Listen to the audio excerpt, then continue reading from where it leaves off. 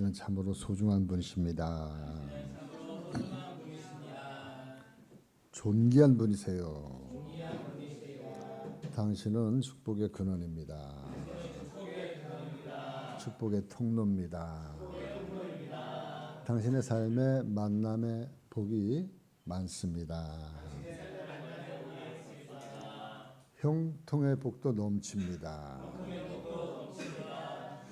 오늘도 하나님의 역사가 일어납니다. 아멘. 성경에 욥이라고 하는 사람이 있는데 욥이라고 하는 사람은 동방의 의인이고 정직한 사람이다, 이렇게 성경에서 말씀하고 있어요. 그런데 그에게 예기치 않은 엄청난 고난이 닥쳐왔어요. 상상할 수 없는 고난이 닥쳐왔는데 그 친구들 3명이 이 욥에게 찾아와서 욥을 위로하고 있습니다. 그런데 이 욥의 친구들의 위로는 욥에게 위로가 되지 않았어요. 오히려 아픈 상처에 더 상처기를 내고 더 아픈 상처를 찢어 놓았어요. 우리가 위로를 할 때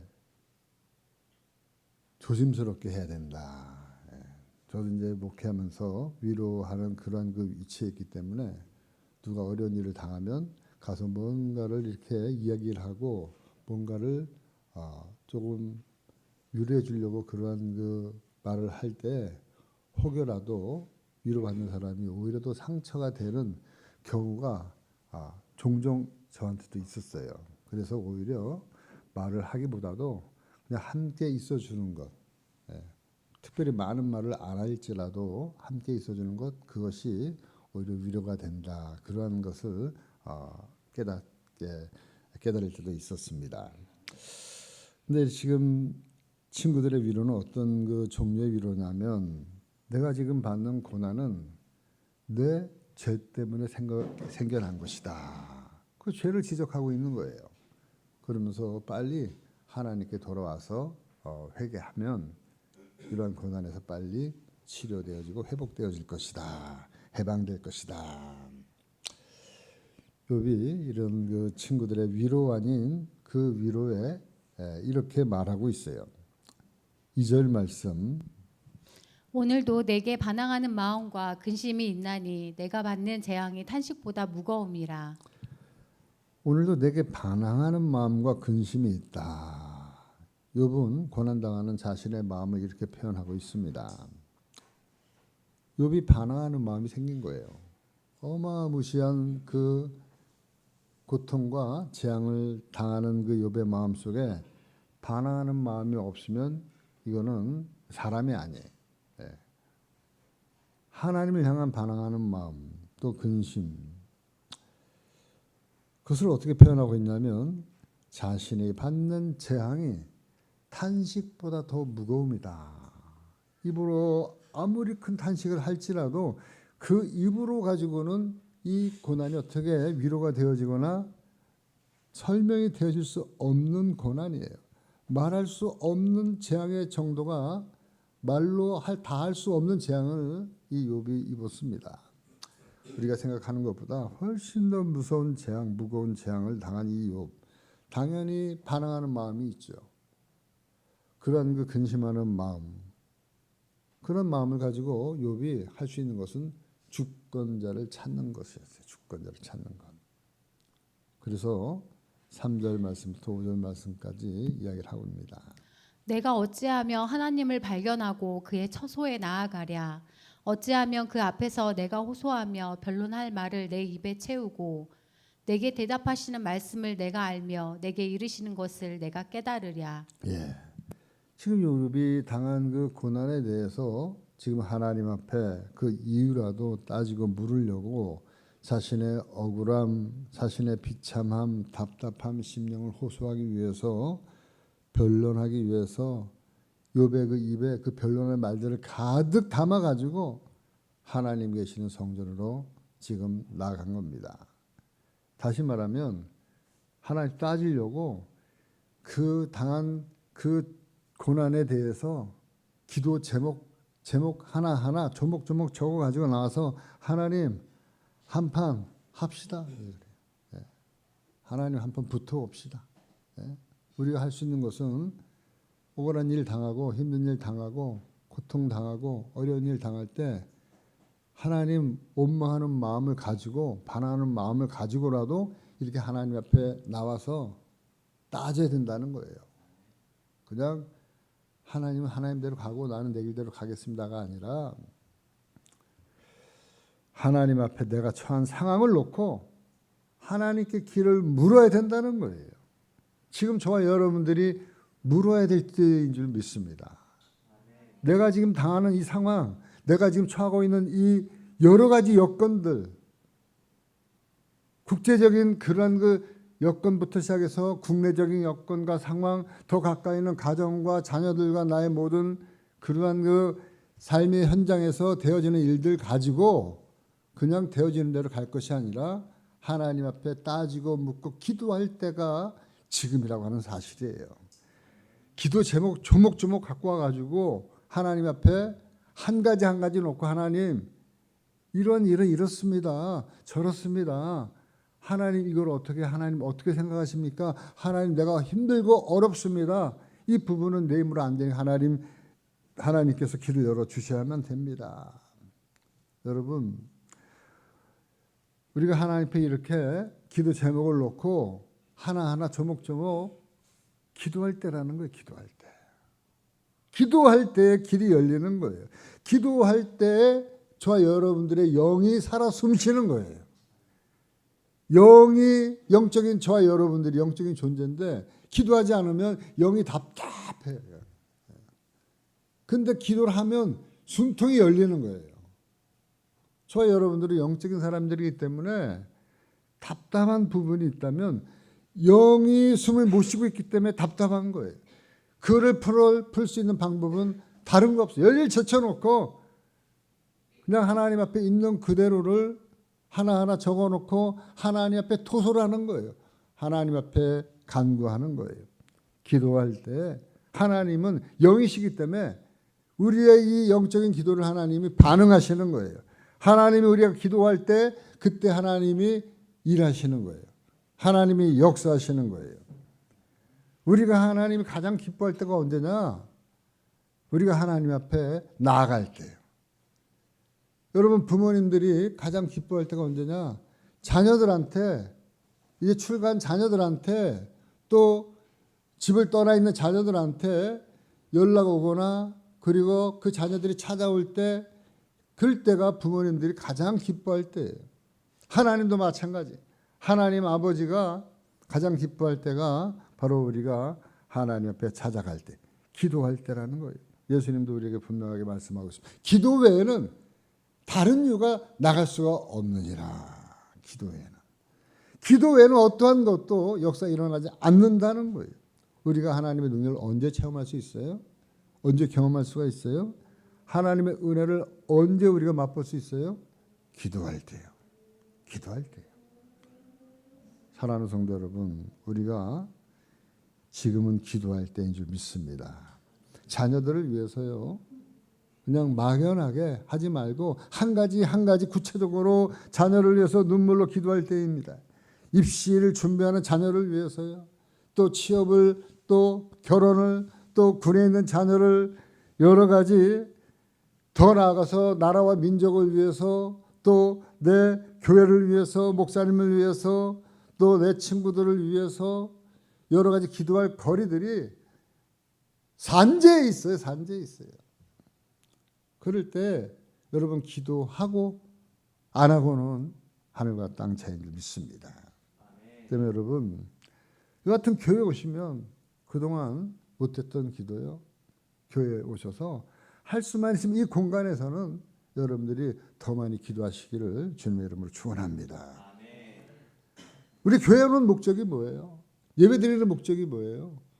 하나님의 말씀을 듣고 하나님의 음성을 듣는 거예요. 기도를 통해서 하나님을 만나는 거예요. 하나님과 교감하는 거예요. 교통하는 거예요. 그래서 내 마음속에 하나님의 음성을 듣고 하나님의 영이 내 안에 있는 영과 활발하게 교통이 이루어질 때 제가 이제 살아 숨쉴 수 있게 되어지는 거예요. 하나님이 그 장치를 일주일에 한 번씩 이 주일이라고 하는, 이 예배라고 하는 이 시스템을 하나님 만들어 놓고 이렇게 새롭게 영원히 호흡할 수 있도록, 영원히 잘 될 수 있도록, 그래서 범사가 잘 되고 강건해질 수 있도록 하나님이 바로 이 시스템을 만들어 놓으신 겁니다. 그렇기 때문에 우리가 기도할 때, 오늘도 욥이 얘기합니다. 내가 하나님의 할 말을 가득 담아 가지고 입에 가득 채워 가지고 지금 하나님을 찾고 있다. 내가 호소하며, 내가 그 앞에서 내가 호소하며 변론할 말을 내 입에 가득 채우고 내게 대답하시는 말씀을 내가 알며 내게 이르시는 것을 내가 깨달으랴. 깨닫기 원한다 이 소리입니다. 욥이 반항하는 마음, 근심하는 마음으로 하나님을 계속 찾는 이유가 여기 있어요. 6절 말씀. 그가 큰 권능을 가지시고 나와 더불어 다투시겠느냐? 아니로다. 도리어 내 말을 들으시리라. 그가 큰 권능을 가지고 큰 권능을 가진 그분이 고작 내가 지금 하나님 한판 붙읍시다. 기도 제목 갖고 와가지고 하나하나 놓고 하나님 내가 당하는 나의 현실과 나의 삶의 고난 이러한 부분들을 가지고 하나님 앞에 따지고 그리고 한번 붙잡고 지금 기도의 자리로 나와서 외치는 우리의 기도 소리를 들으시고 하나님이 우리와 다투시겠냐는 거예요. 다투시겠습니까? 아니죠. 다퉈봤자 하나님은 아무런 유익이 없어요. 다툴 이유가 없어요. 하나님은 그 소리를 들으시고 해결해 주시면 되는 거지 굳이 기도하는 사람이랑 굳이 왜 다투시겠어요? 힘이 센 분이 힘이 약한 사람, 어린아이 같은 그런 아기가 와가지고 막 대들면 어떻습니까? 가지고 놀잖아요. 그래, 네가 하는 거, 네가 뭘 원하는지 다 알고 있잖아요. 그러니까 우리 하나님은 그렇게 오는 사람들에게, 그렇게 한판 붙잡고 오는 사람들에게 오히려 왜 그런지 물어보고요. 그리고 그렇게 찾아오는 사람들을 위로해 주고요. 그 문제를 해결해 주시는 거예요. 욥이 지금 이렇게 이런 사실을 알고 있었습니다. 그래서 욥은 더 당당하게 하나님 앞에 나아가려고 애썼던 거예요. 욥이 한 가지 자신이 있었던 것은 뭐냐면 하나님 앞에 정직한 거 하나만큼은 자신이 있었어요. 정직한 거.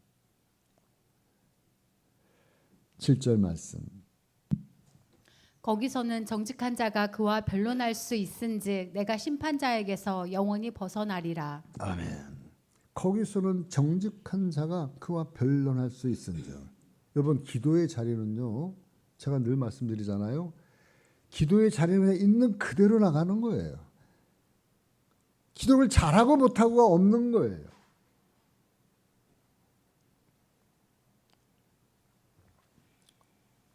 하나님을 만나러 나갈 때 정직하게 그냥 나가는 겁니다. 정직한 자가 정직하게 하나님 앞에 내 마음을 드러내놓을 때 바로 이 욥은 다른 건 몰라도 하나님 앞에 정직한 사람이었다. 사랑하는 성도 여러분, 참 요즘에 정직이라고 하는 말 이것이 많이 쇠퇴되어졌어요. 하는 말만 하면 어떤 사람은 거의 그 말이 한번 걸러서도 들어야 돼. 걸러서. 정직하지 못하기 때문에 많은 사람들이 하는 그 말을 걸러서 들어야 되는 그러한 그 불행한 시대를 우리가 살고 있어요. 여러분 정직할 때요. 사람은 당당해요.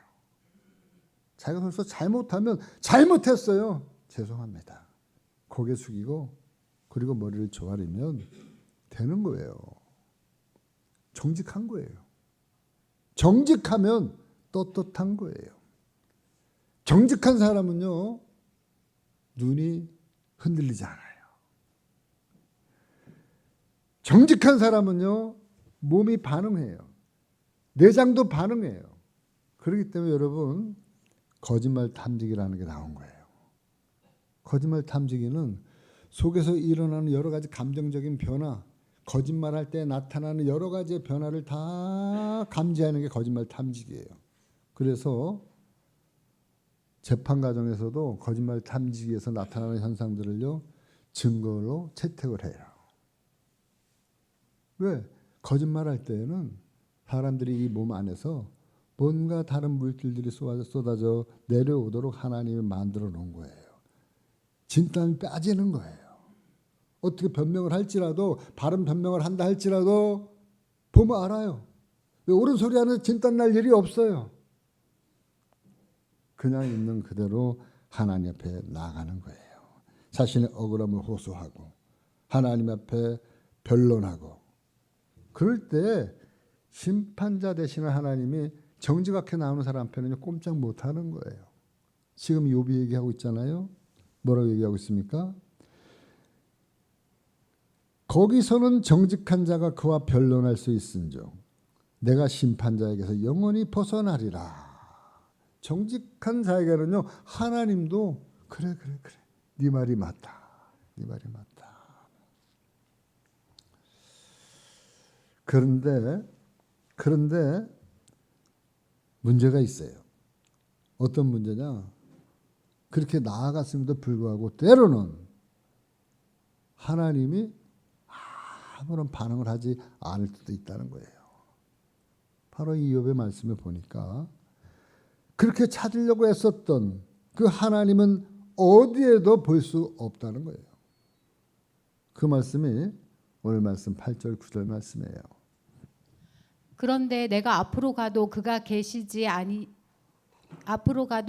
아니 계시고 뒤로 가도 보이지 아니하며 그가 왼쪽에서 일하시나 내가 만날 수 없고 그가 오른쪽으로 돌이키시나 배울 수 없구나. 네.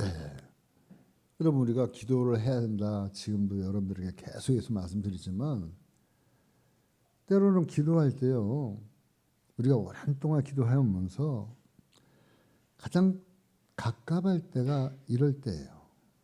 하나님 앞에 나가서 막 부르짖는데 막 은혜가 임할 때도 있지만 때로는 아무런 반응하지 않을 때, 하나님 무응답일 때, 하나님이 계신지 안 계신지 도대체 할 길이 없을 때, 도대체 내 기도를 들으시는 건지 마시는 건지 어쩌시는 건지, 하나님이 살아계신 건지 아니면 돌아가신 건지, 도대체 내가 기도를 하는데 아무런 반응이 없이 침묵으로 일관하는 그 하나님.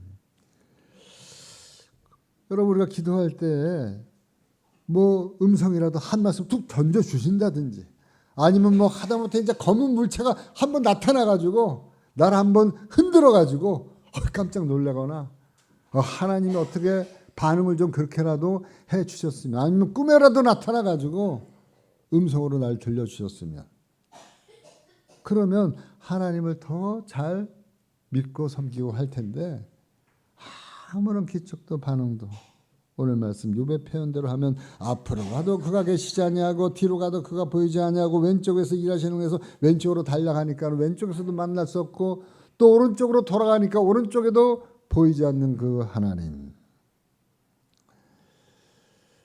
이건 뭘 얘기하고 있어요? 뭘 얘기하고 있냐면 하나님은 우리 눈으로 볼 수 있는 분이 아니다. 하나님은요, 영이세요. 영이기 때문에 하나님 우리가 느낄 수 있는 것은 우리의 영과 교통하는 거예요. 하나님의 영이 충만하게 임할 때 우리의 영이 기름이 쳐져 있을 때 그분의 영과 우리의 영이 교감하는 거예요. 영적으로. 바로 이 예배 가운데 임하시는 것도 하나님의 눈에 보이지 않고 영으로 이 시간에 우리와 함께하고 있는 줄 믿습니다. 여러분, 하나님이 우리 눈에 딱 보인다고 할 때 그 순간부터는요, 그때부터는 그 하나님은 하나님이 아니에요. 그래서 많은 이단들이, 많은 사람들이 거기 가면 열광을 하고 하나님을 봤다, 빛을 봤다, 하나님이 뭔가를 봤다 하는 거는요, 그거는 다 가짜예요. 하여튼 봤다 그러면 문제가 있는 거예요. 왜? 하나님은 영이시기 때문에 때로는 물론 하나님 천사를 보내주시기도 하지만 그러나 하나님은 우리 눈에 분명히 보이지 않습니다. 하나님이 보이는 순간에는 하나님이기를 스스로 포기한 거예요. 하나님 보이지 않아요. 우리 눈에 보이지 않습니다. 그런데 보여주는 그러한 그 데가 많이 있는 거예요. 요즘에 우리 주변에 보면 신천지 같은데 또 통일교 같은데 또 하나님의 교회 거기는 또 하나님의 어머니가 또 있다는 거예요. 어머니. 이런 데 가면 뭔가 이렇게 보여주기를 많이 애를 써요. 그래서 봤다 그러면 많은 사람들이 거기에 현혹이 되어지는 거예요. 우리 눈에 뭔가 보여주려고 공을 많이 들여요. 그런데 저와 여러분들이 거기는 막 신령하고 의례가 넘쳐 막 봤대. 거짓말이에요. 우리 하나님은 눈에 보이지 않아요. 보이지 않지만 그러나 영으로 존재하고 있습니다. 여러분 보이지 않는다고 없는 거예요? 바람이 눈에 보입니까? 바람이 보이지 않지만 어떻게 할 수 있어요? 흔들리는 나무 가지를 통해서 바람이 서에서 동으로 부는구나. 동에서 서로 부이는구나. 그 나뭇가지를 통해서 바람이 있는 것을 아는 것처럼 바람이 세게 불 때는 세게 흔들리잖아요. 적게 불면 적게 흔들리잖아요. 흔들리는 그 정도가 많고 적은 것. 하나님의 영도 마찬가지예요. 하나님의 영이 우리 가운데 강하게 임하실 때 우리가 어떻게 반응합니까? 흔들리는 나무처럼 성도들이 흔들리는 거예요. 어떻게 해요? 말씀으로 흔들리는 거예요. 말씀의 능력으로 저와 여러분들의 행동과 삶의 변화가 나타나지는 거예요. 그렇게 살도록 애를 쓰는 거예요. 그것이 살아계신 하나님의 증거예요.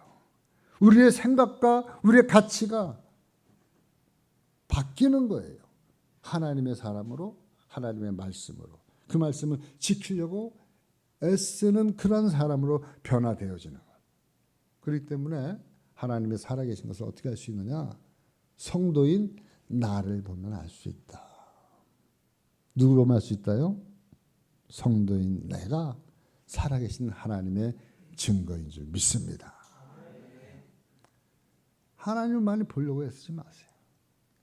내가 하나님의 말씀에 의해서 흔들리고 하나님의 말씀에 내가 적용이 되어지면 나를 통해서 살아계신 하나님을 나타내 보이는 거예요.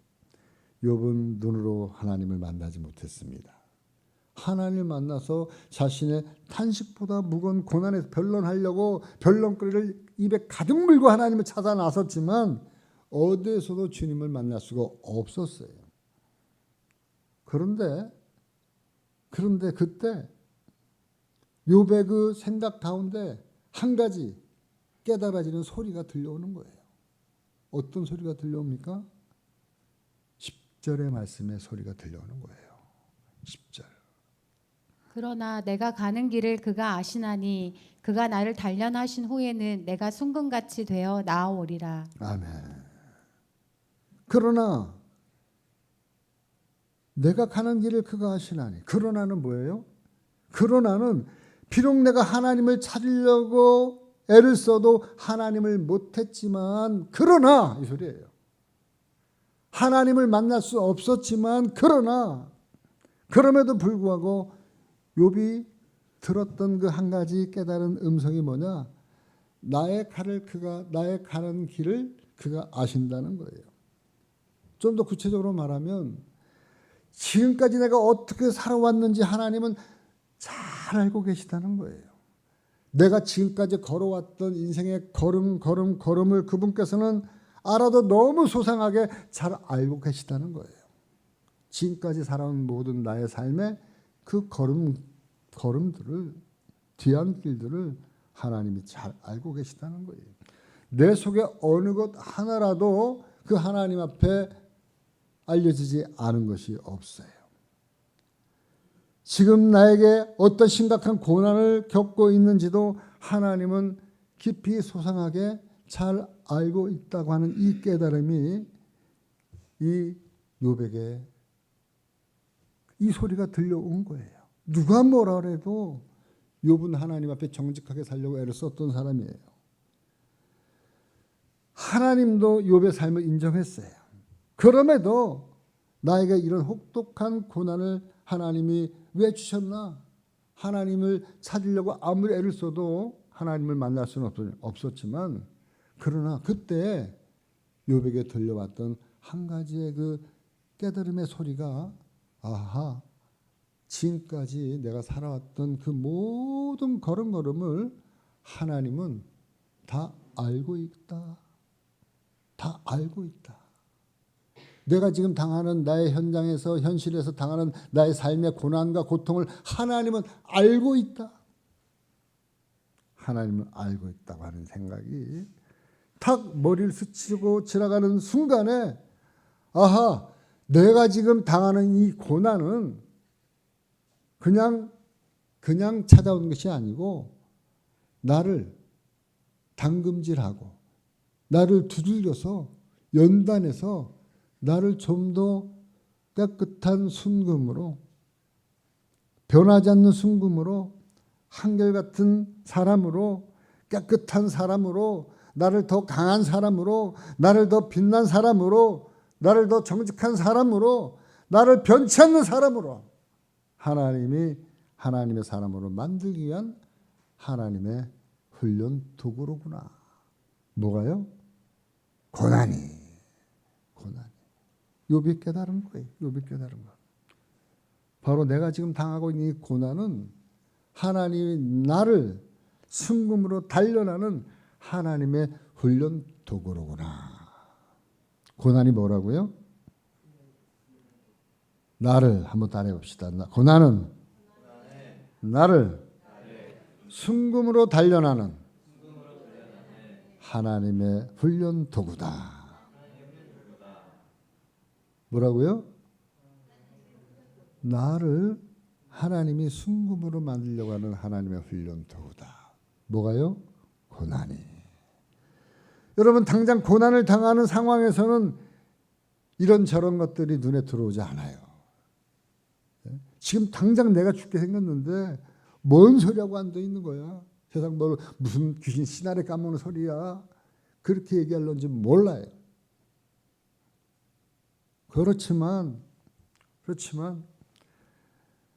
어떤 상황도 눈앞에 있는 것 때문에 못 하나 도움이 되지 아니하고 난감하고 깜깜하고 손에 뭔가 지푸라기라도 잡고 싶은 그러한 심정임에도 불구하고, 그런데 욥보다 더 큰 고난을 당한 사람이 어디 있겠어요?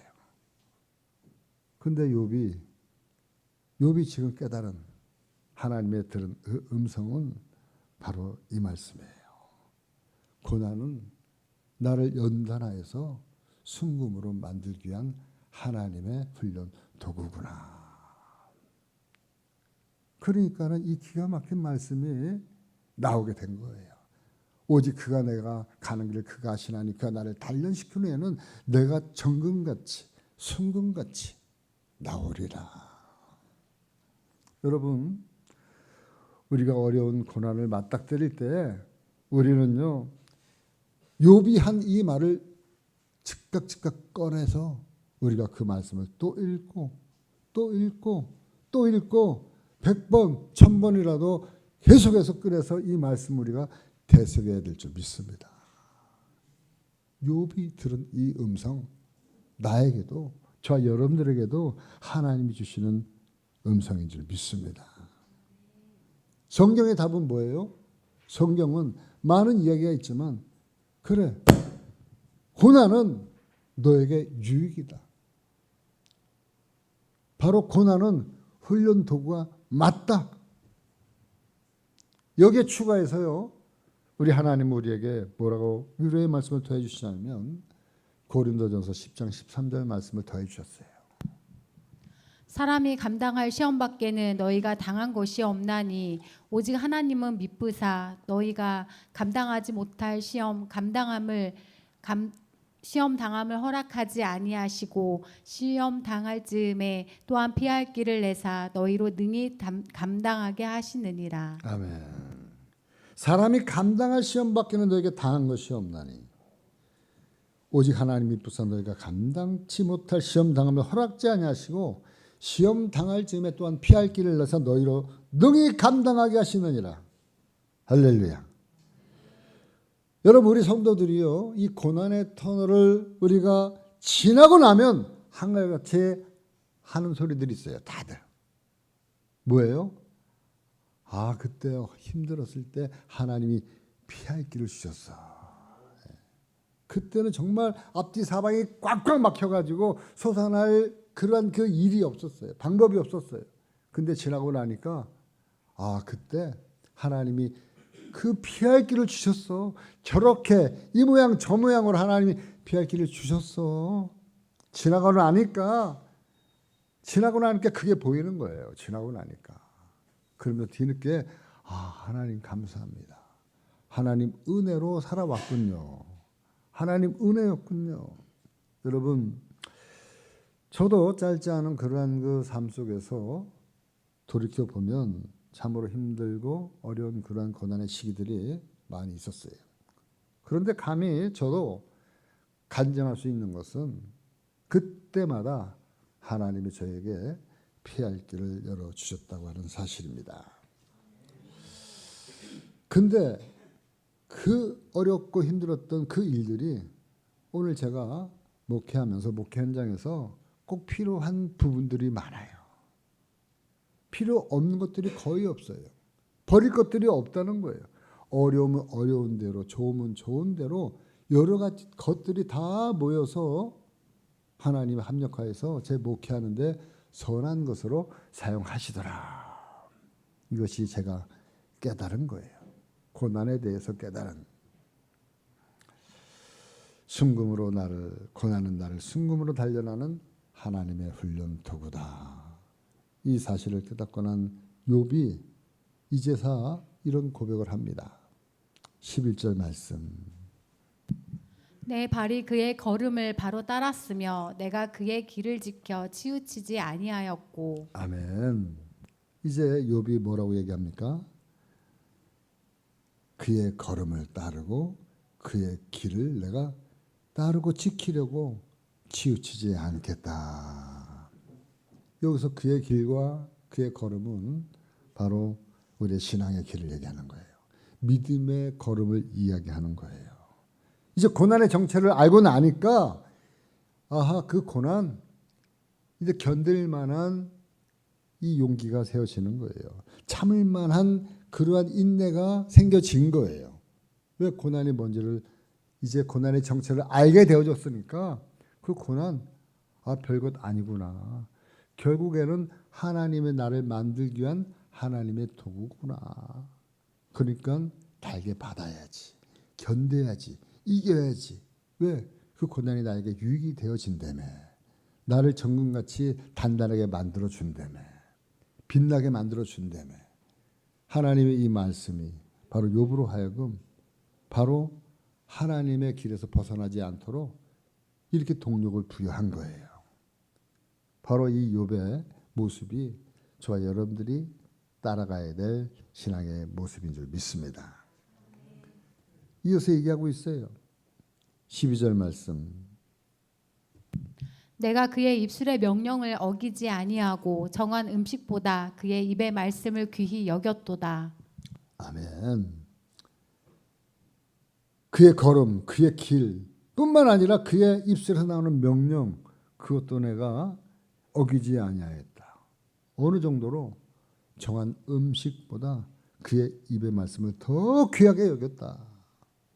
우리가 날마다 먹는 음식, 그 먹는 음식보다도 하나님의 그 입에서 나오는 그 말씀을 더 보물같이 여겼다는 거예요. 더 귀하게 여겼다는 거예요. 그래서 바로 그 이분의 입에서 나오는 말씀을 저장해 두었다가 언제든지 필요하면 또 꺼내서 보고 꺼내서 먹고 끊임없이 필요할 때마다 항상 꺼내보고 꺼내 먹고 내 삶에서 하나님의 말씀 최고의 보화로 갑오로 여기면서 살게 되어졌다. 그래서 내가 바로 내 신앙의 걸음걸음마다 더 이상 이제 치우치지 않고 바르게 그의 길을 걸어갈 수 있겠다. 이렇게 욥은 고백하고 있는 겁니다. 바롭고 원하는 것은 우리 사랑하는 성도 여러분도 바로 이 욥의 고백처럼 이 고백에 도전하시기를 주님의 이름으로 간절히 축원을 드립니다.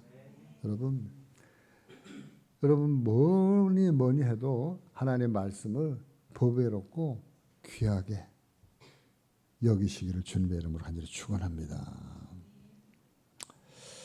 끝으로 이 욥이 깨달은 또 한 가지 진리가 있어요.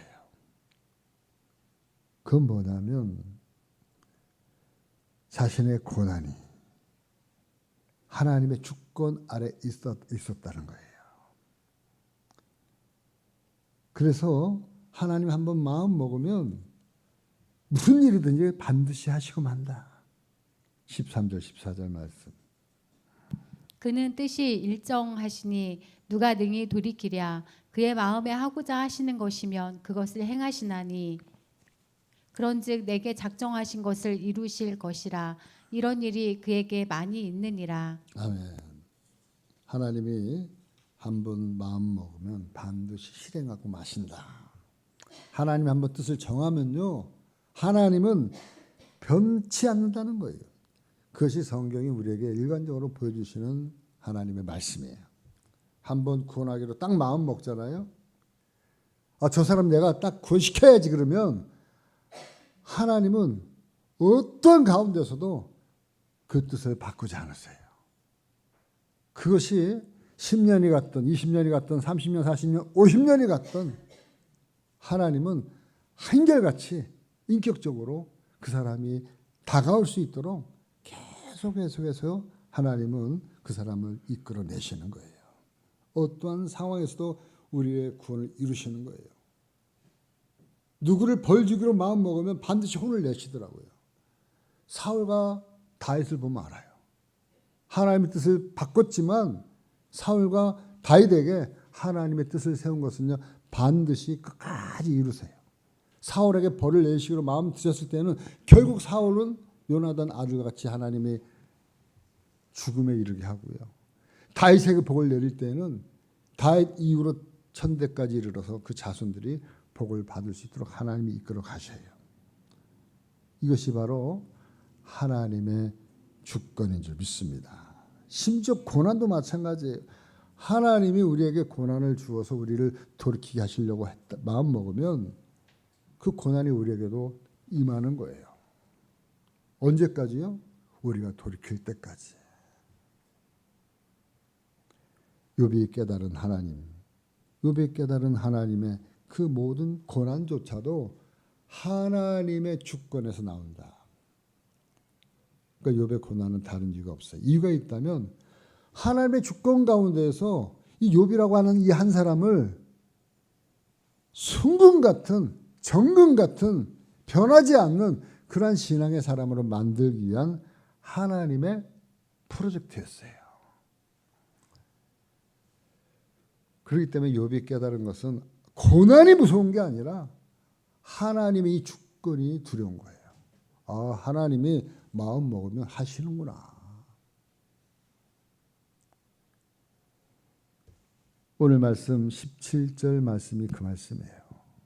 이는 내가 두려워하는 것이 어둠 때문이나 흑암이 내 얼굴을 가렸기 때문이 아니로다. 이제 내가 두려워하는 것은 고난 때문이 아니라는 거예요. 어둠 때문이나 흑암이 내 얼굴을 가렸기 때문이 아니로다. 뭐 때문에 두려워한 거예요? 바로 앞절에 있어요. 15절 16절 말씀. 그러므로 내가 그 앞에서 떨며 지각을 얻어 그를 두려워하리라. 하나님이 나의 마음을 약하게 하시며 젖는 자가 나를 두렵게 하셨나니. 아멘. 욥이 진짜 두려워하고 무서워한 것은요, 고난이 아니라 하나님의 주권이라는 거예요. 하나님의 마음 먹으면 하나님은 반드시 이루시고 마시는 그 하나님의 그 주권, 그것이 두려운 거예요. 전능자가 한번 마음 먹으면 누구도 못 말리겠다.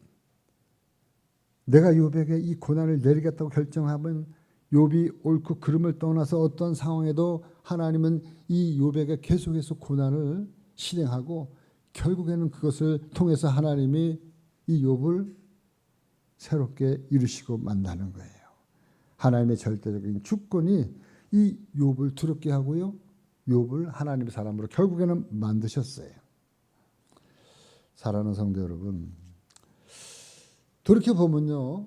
지금 저와 여러분들이 지금까지 살아오면서 이 땅에 태어나서부터 지금까지 진행되어져 온 모든 일들을 하나하나 보면 내 의지대로 내 뜻대로 되어진 것은 하나도 없어요. 하나님의 절대적인 주권 아래에서 내가 원ton 원치 않던 나라고 하는 한 인생이 내 의지와 관계없이 어떤 집에 어떤 자식으로 자녀로 이 땅에 태어났어요. 전능자의 주권에 의해서 내 의지와 내 뜻과 관계없이 내 부모님을 만났고요. 내 형제를 만난 거예요. 내 의지와 관계없이. 그러다가 살다가 내 의지와 관계없이 하나님 저와 여러분들을 하나님의 사람으로 부르셨어요. 하나님의 주권에 의해서. 그래서 하나님의 사람으로 만드셨어요. 그리고 하나님의 사람으로 이뤄 가시고 있는 거예요. 전적인 하나님의 뜻 가운데 창세전부터 나를 정하시고 택하시고 부르시고 나를 의롭다 하시고 의롭게 하셔서 영원한 사람으로 하나님 만들도록 하나님의 주권으로 저와 여러분을 딱 정하신 거예요. 그 지금도 하나님이 정하신 대로 이끌어가고 있는 줄 믿습니다. 그 과정에 있는 거예요. 그 과정에.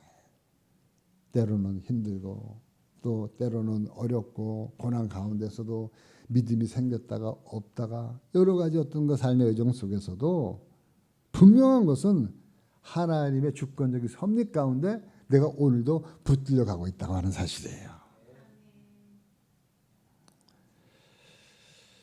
그 고난이 있었기 때문에 저와 여러분들이 오늘 하나님의 말씀이라고 이 말씀을 의지하고 달려가려고 살려고 애를 쓰고 있는 거예요. 이것이 없다면요 여기에 앉아 계실 분 하나도 없어요. 저부터도 여기에서 내려가요. 그런데 하나님의 고난이 있었기 때문에 하나님의 주권적인 섭리가 있었기 때문에 오늘도 저와 여러분들이 이 말씀 안에서 지금 주의 길을 주의 말씀 붙들고 주의 길을 걸어가고 있는 줄 믿습니다. 여러분 끝으로 한 가지 이야기를 드리고 말씀 마칠게요. 알프레도 윌리스라는 영국에 나온 아주 유명한 위대한 자연주의 학자가 있었습니다. 근데 이 윌리스라고 하는 사람이 하루는 산 누에나비의 일종인 천잠나방의 새끼 뭐 어떤 건 잘 모르지만 하여간 누에고치예요. 누에고치가 지금 누에가 그 누에고치를 뚫고 나오려고 하는 것을 발견하면서 그걸 가서 관찰한 거예요. 그 모습이 너무나도 애처로운 거예요.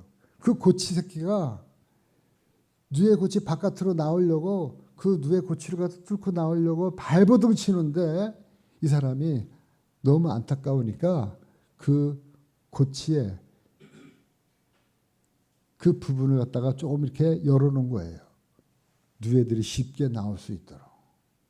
근데 그렇게 나온 그 고치가요. 아니 날질 못하는 거예요. 나방이 되어져서. 그래서 희한하다. 왜 그런가. 알고 봤더니 이 누에 고치 바깥으로 나와서 나비가 되어져서 날아가는 그 과정 속에 그 힘든 그 과정 속에 고치를 뚫고 나오는 과정 속에 그 영양분이 날개로 들어가고요. 그리고 날개로 들어가서 그 날개의 전반적인 균형을 이루면서 힘을 가지고 그렇게 생겨진 그 힘을 가지고 결국에는 누에고치 바깥으로 나와서 날개짓하면서 날아갈 수 있게 되어진 건데 그걸 몰랐던 윌리스는요. 그 고치가 안타까워가지고 그 고통을 갖다 덜어준 거예요. 그 쉽게 나오게 그거 갖다가 벌려놓은 거예요. 그런데 결국에는 그렇게 나온 고치는요. 그 힘을 받지 못하고요. 영양분을 받지 못하고요. 그래서 결국 날 수가 없었다고 하는 거예요. 여러분, 이 예화는 뭘 얘기해 줍니까? 바로 우리가 오늘 말씀을 통해서 고난의 정체가 뭔지를 이 예화가 그대로 우리에게 가르쳐 주고 있는 줄 믿습니다. 바로 이 고난을 통과해야지만이 이 고치가 날개짓 하듯이 우리가 날개쳐서 올라갈 수 있는, 믿음으로 날 수 있게 해주는 게 저와 여러분들이 받고 살아가는 고난이라는 거예요. 그 고난을 우리 통해서만이 우리는 믿음의 날개짓을 할 수 있게 되어지는 줄 믿습니다. 그러면 여러분, 고난이 다가오면 우리는 얼마든지 다가와 봐라. 바로 이 고난의 정체를 알기 때문에 내가 더 하나님의 훈련되고 있는 이 고난을 통해서 믿음의 날갯으로 승화시켜 나가는 우리 모든 성도들 되어주기를 주님의 이름으로 간절히 축원을 드립니다.